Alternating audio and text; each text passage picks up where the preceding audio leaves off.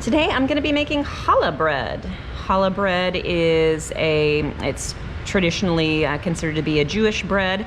It's what we call an enriched dough bread, a yeasted dough bread. Enriched meaning it has some fat and possibly some sugar added to it.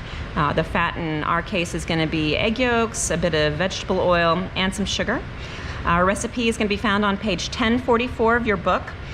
That recipe makes a total of 8 loaves, and it's a commercial amount of dough. So I'm going to do a quarter of this recipe, and so I have all of my quantities listed here in case you're needing some calculation. You are welcome to make a full recipe if you so desire. Most of us don't have the capacity to do that in our homes.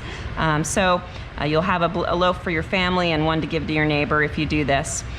So here's our mise en place. I've got my pound of flour, my yeast, my salt, oil, sugar, and eggs.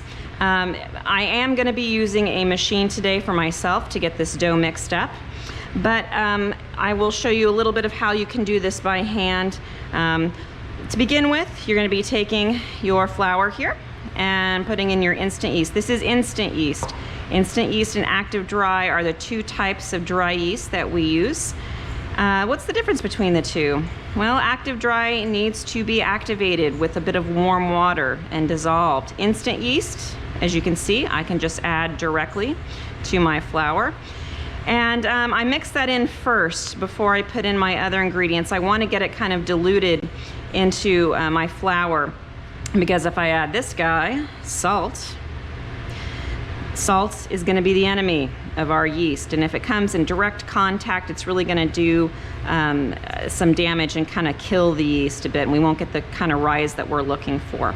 Okay, so I'm just going to get this kind of mixed in here, and then I'm going to go ahead and add everything else and start mixing it up. So I'll go ahead and add my oil,